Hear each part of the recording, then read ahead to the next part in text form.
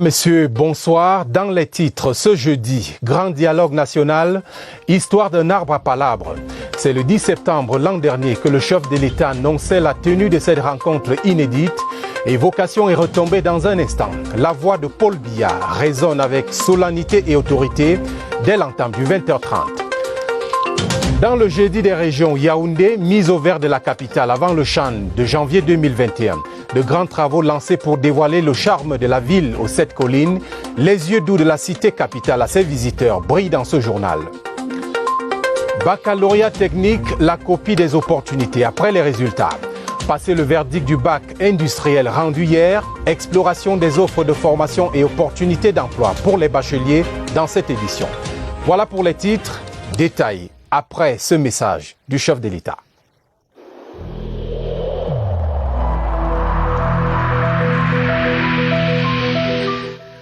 Il est essentiel que les mesures qui ont été indiquées soient absolument respectées par chacun de nous.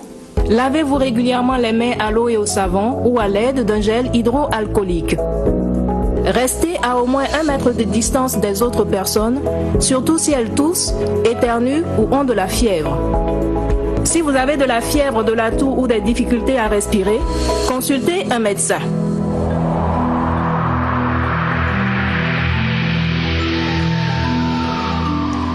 Le 10 septembre 2019, à pareille heure, le chef de l'État s'était déjà adressé à la nation, coupant court à toutes les supputations. Paul Biya, dans un message radio-télévisé relayé en temps réel sur les plateformes digitales, annonçait sa décision de convoquer un grand dialogue national. Retour sur ce jour et les premières retombées de la rencontre, Séverin Legambélé. 28 ans après la tripartite de 1991 qui mit fin à 8 mois d'opération Ville morte initiée par la société civile, le président Paul Biya a abattu une autre carte dans le processus de résolution de la crise dans le nord-ouest et le sud-ouest, dont le champ des débats était bien circonscrit. Il a annoncé des débats sur des questions d'intérêt national, au rang desquels l'unité nationale, l'intégration, le vivre ensemble, et, par extension, le bilinguisme, la diversité culturelle, la cohésion sociale, le système éducatif et judiciaire, la décentralisation et le développement local. Le discours présidentiel du 10 septembre 2019 est assez dense. Il fixe le cap, en même temps, il définit les modalités et les contours de cette concertation dont la tenue avait été saluée par l'ensemble de l'opinion publique locale et internationale, notamment par le secrétaire général de l'ONU, Antonio Guterres, qui encourageait le gouvernement camerounais à veiller à ce que le processus soit inclusif et qu'il réponde aux défis auxquels le pays est confronté. La parole donnée du président de la République s'est ensuite traduite dans les faits par l'organisation du Grand Dialogue National, dont les résultats sont, entre autres, le processus de reconstruction du Nord-Ouest et du Sud-Ouest. Au décompte final, des gains de la vaste consultation nationale annoncée par le chef de l'État le 10 septembre 2019, on identifie des éléments de preuve de la volonté du gouvernement à mettre fin à une crise qui a pris des proportions inquiétantes.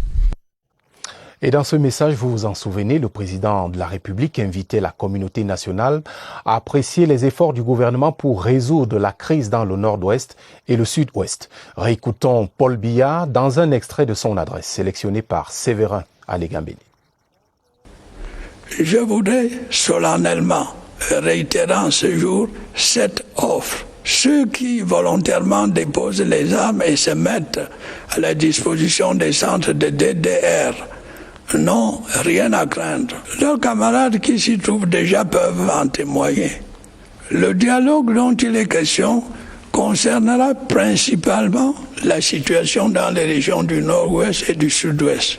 Mais il est évident qu'en cela même qu'il touchera à des questions d'intérêt national, il ne saurait intéresser uniquement les populations de ces deux régions.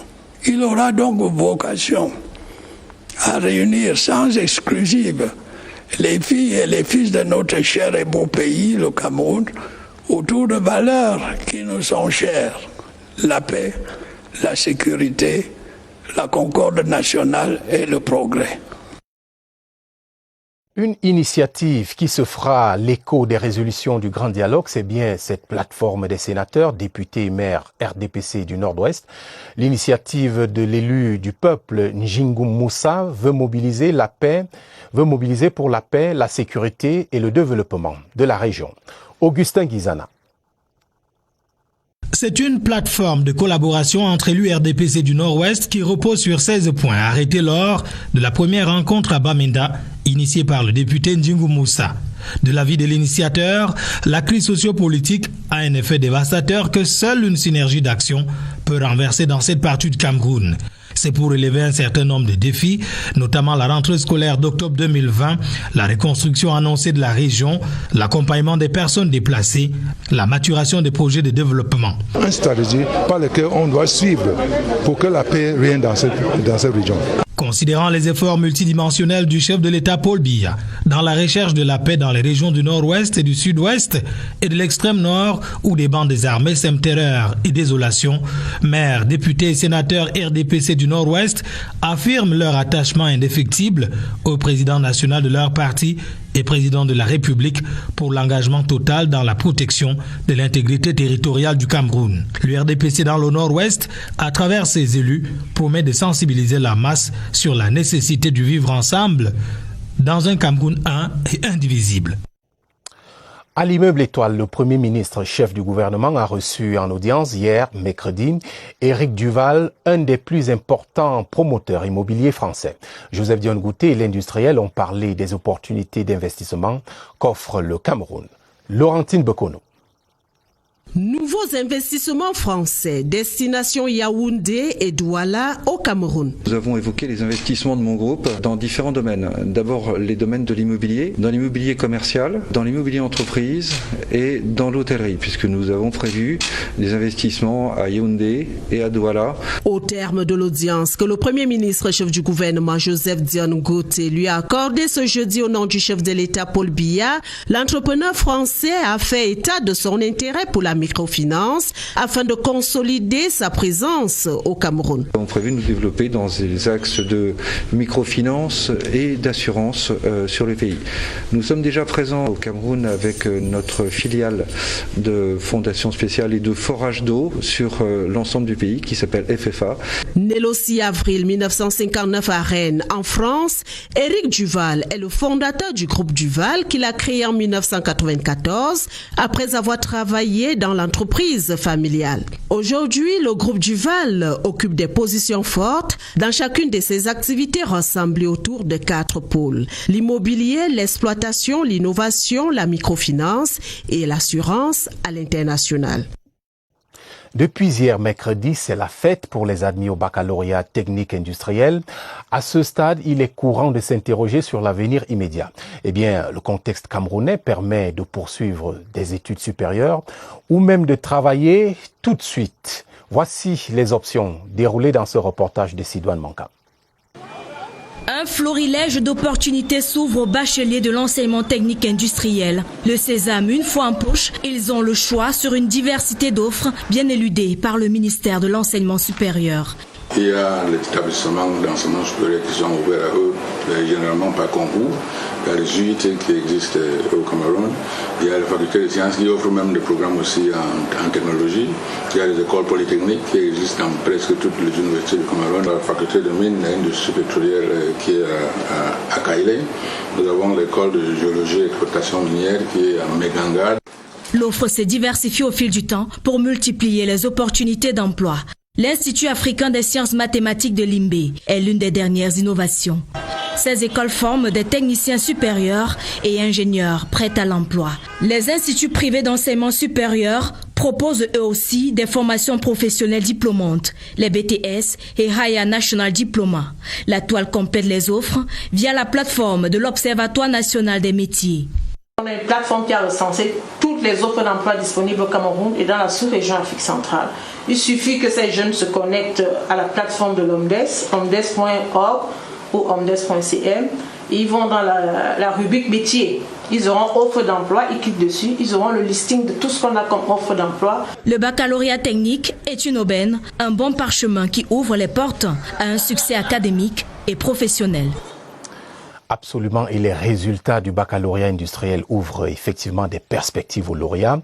Par exemple, l'auto-emploi soutenu, comme vous le verrez, par des formations complètes, cas pratique au lycée technique de Nkolbison ici à Yaoundé, où une vingtaine d'élèves ont développé des micro-projets pour se prendre en charge, se prendre en main immédiatement après l'obtention du baccalauréat. Franck Evina. Baccalauréat F8 en poche, Patrick peut explorer les pistes de l'auto-emploi. Ici au Cameroun, on importe les colorants biomédicaux à l'extérieur du pays pour faire la réalisation des tests tels que le VIH, l'hépatite. Donc maintenant, avec mon projet, moi je vais fabriquer ces colorants ici au Cameroun. Un projet né et mûri ici, au lycée technique de Nkolbison.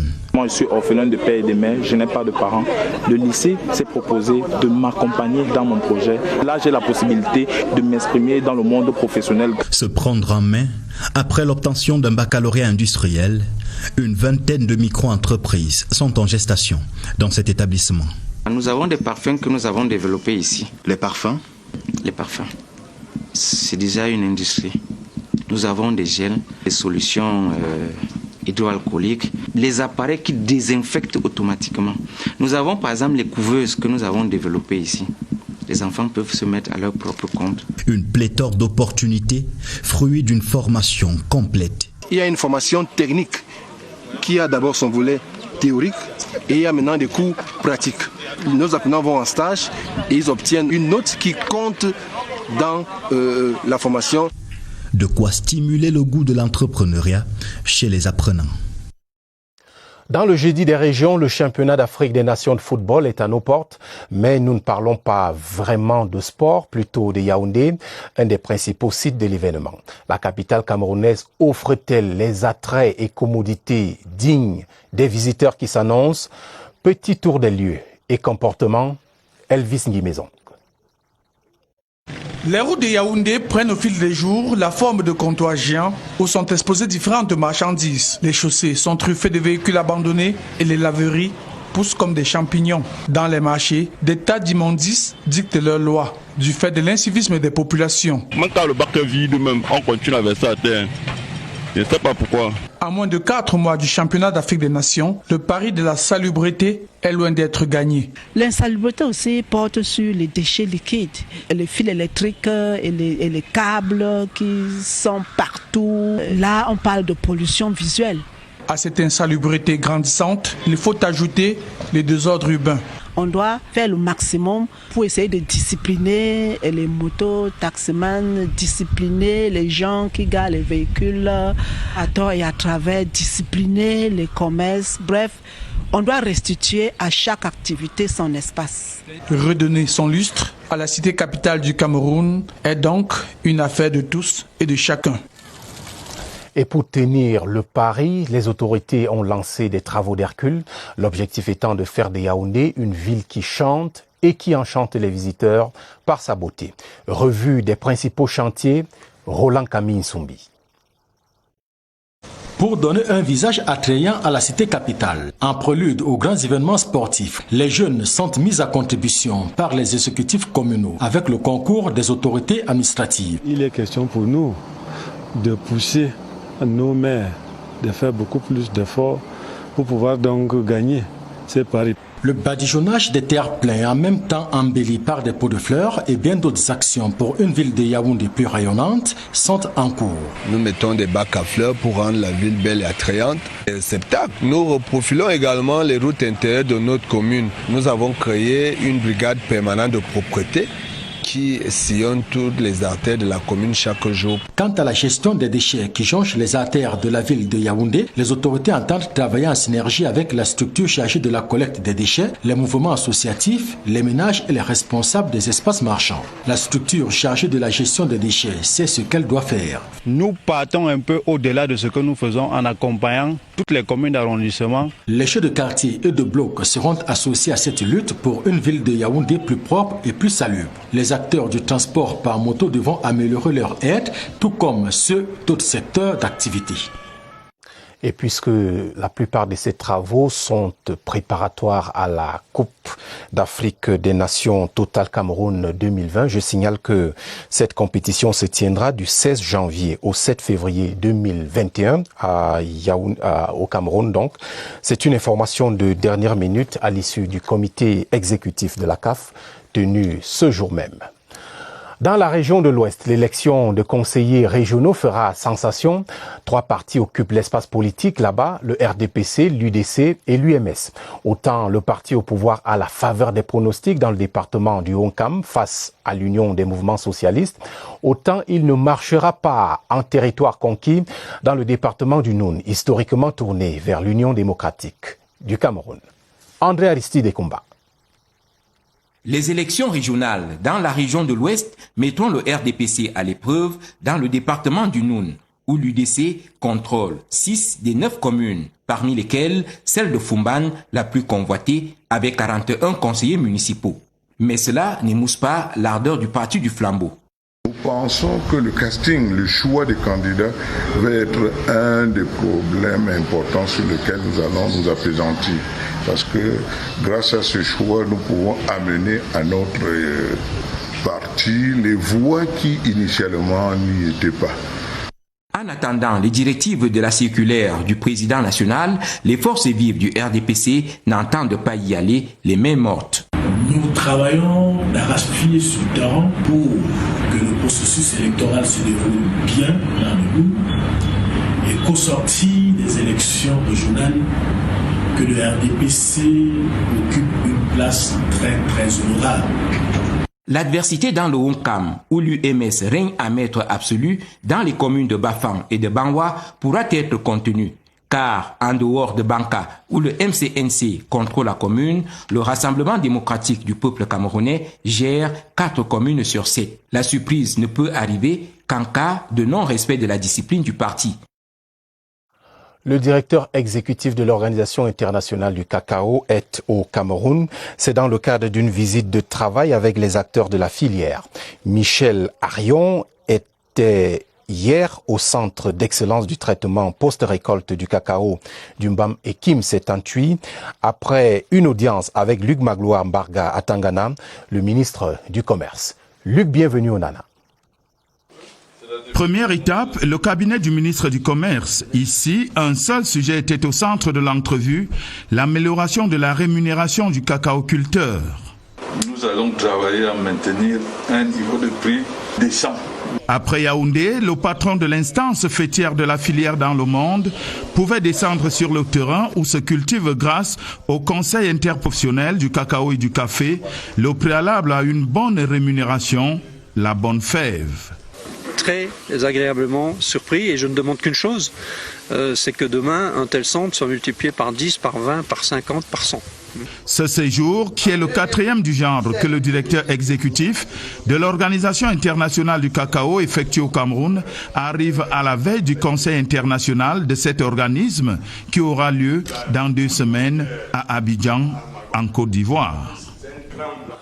1 200 000 francs CFA, voilà le montant de la contribution de la diaspora camerounaise établie au Royaume-Uni de Grande-Bretagne et d'Irlande du Nord. C'est pour la lutte contre le coronavirus. Le chèque a été remis hier à Londres au haut-commissaire du Cameroun, Albert Fotabon. Le représentant des donateurs, Mathurin Koundi, s'exprime sur le sens de ce geste dans cet extrait recueilli par Evelyne Ngangen. Nous avons décidé, après l'appel du président de la République, de mobiliser les fonds pour le support des victimes de la Covid-19. Donc, on ne pouvait pas rester indifférent. Et aujourd'hui, nous sommes là, venus à l'ambassade pour remettre un chèque. L'administration camerounaise, je pense que vous avez suivi l'essentiel, s'enrichit de nouvelles compétences.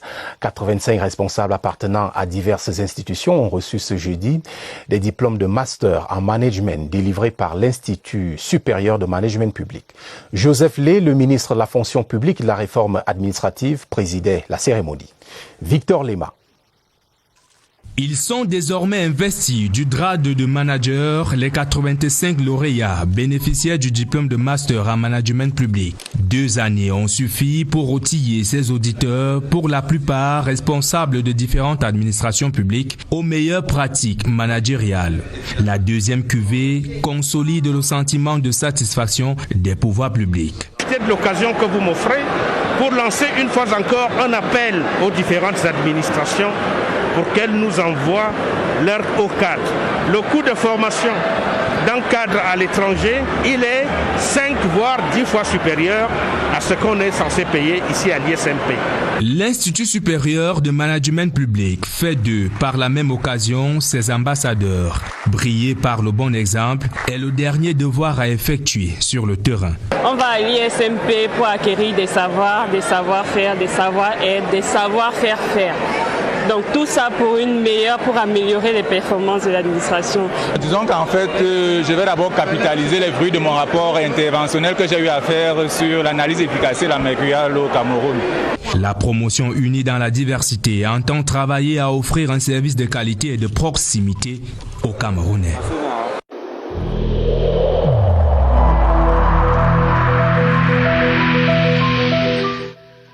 Le port du masque dans l'espace public restera obligatoire jusqu'à nouvel ordre.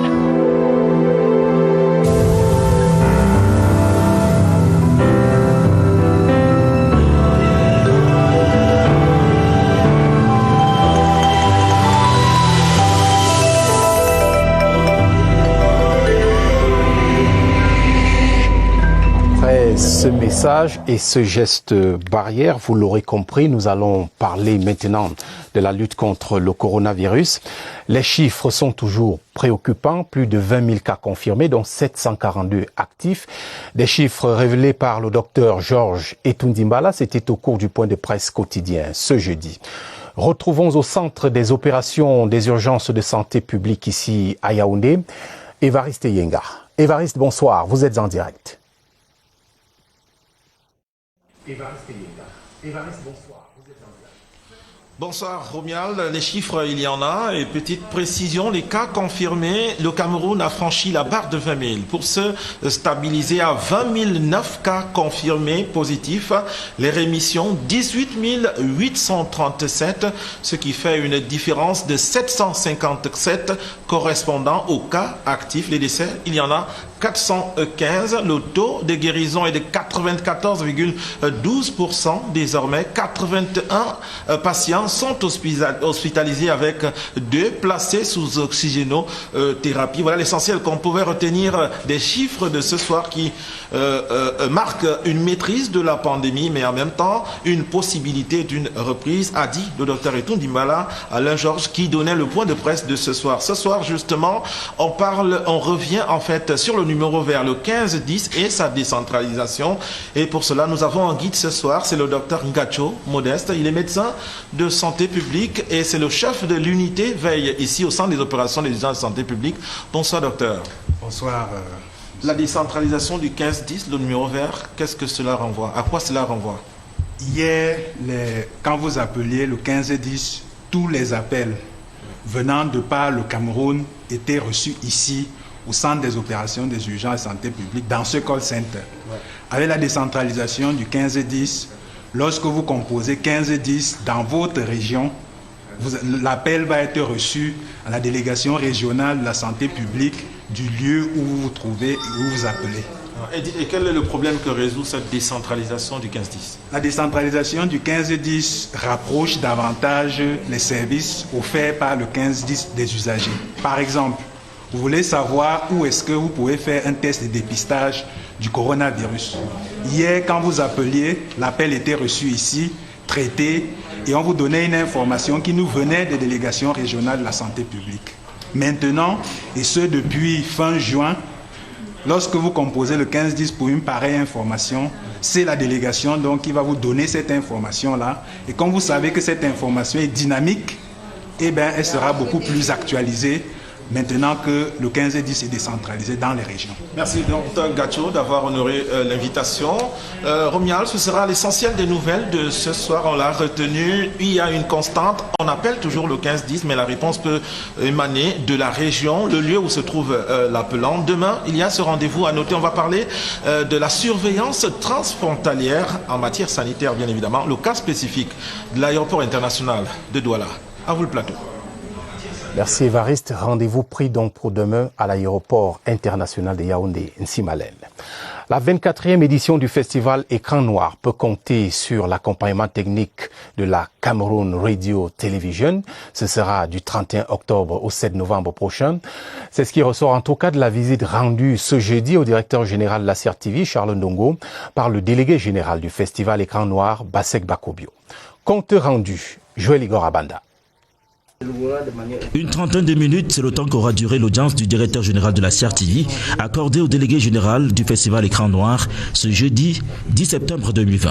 Il ressort de cette rencontre que la Cameroun Radio-Télévision accompagnera sur le plan technique la 24e édition des Écrans Noirs du 31 octobre au 7 novembre 2020. Nous allons exploiter toutes les opportunités de la convention que nous avons avec la CRTV. Le festival se fera en présentiel pour les Camerounais et en virtuel pour les internationaux, les étrangers, les gens hors du Cameroun. Le directeur général de la CRTV annonce des réunions de préparation en vue de mieux organiser le dit festival. La CRTV et le festival Écran Noir sont liés par un partenariat de 3 ans. Nous avons besoin de la CRTV sur le plan technique pour que toutes nos conférences, tous nos colloques, tout le marché du film soit diffusé et repris au niveau international. Le délégué général du festival Écran Noir, Basek Bakobio, compte ainsi mettre à la disposition de la Cameroun Radio-Télévision des films africains et camerounais de qualité pour diffusion. L'argent se rapproche des populations de la Mofo à Konon. Dans le centre, l'établissement de microfinance Vision Finance ouvre une nouvelle agence dans la ville de Mbankomo. La cérémonie d'inauguration était présidée hier par le sous-préfet de la localité. Marie-Madeleine Inouga. Edson pour Vision Finance SA, 5 agences à Yaoundé Douala, 2 guichets automatiques aux aéroports, ceci à moins de 2 ans d'existence. Aqua, Messamendongo, marché central Yaoundé, monté en rouge et voici Mbankomo. Le top management de Vision Finance SA remplit ainsi l'une des missions qu'il s'est assignée, à savoir contribuer à l'inclusion financière de toutes les couches sociales. Je suis à l'attente d'ouvrir mon compte avec toutes mes mamans, mes soeurs. J'étais même ici à l'agence, le gars m'a accueilli très bien. On peut me donner une carte que je peux aller n'importe où avec ma petite pension dans la poche. On nous a ouvert un truc très bien.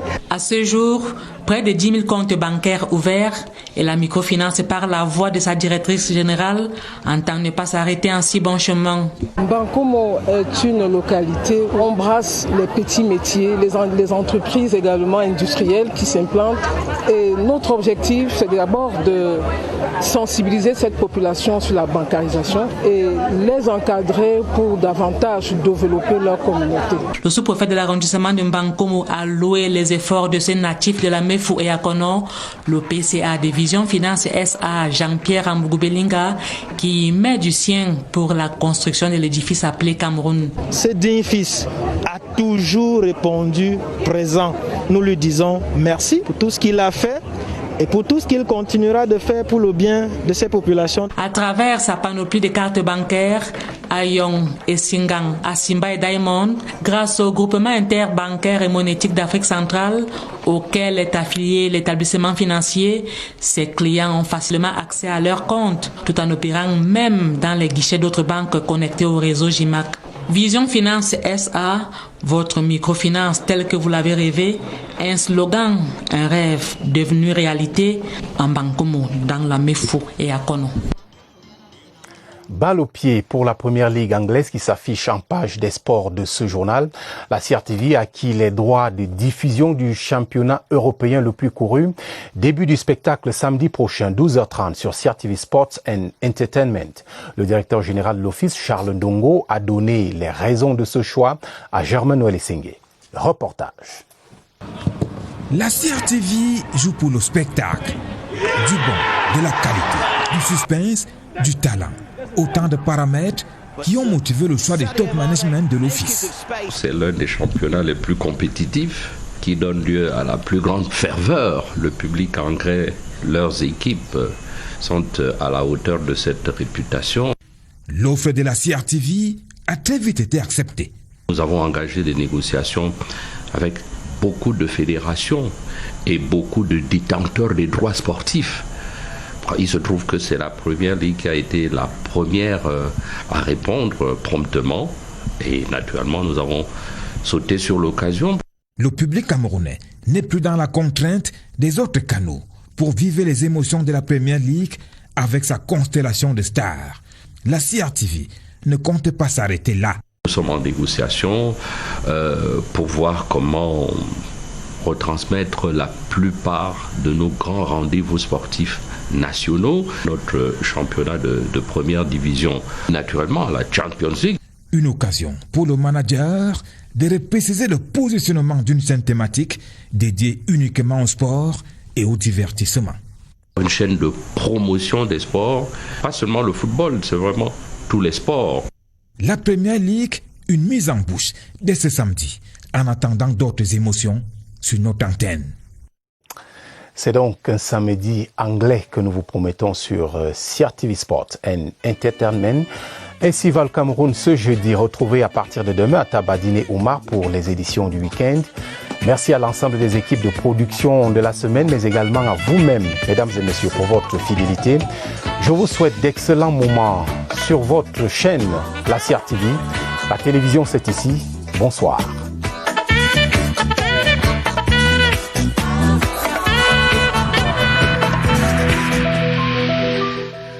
Évitons de stigmatiser ceux qui sont atteints par la maladie.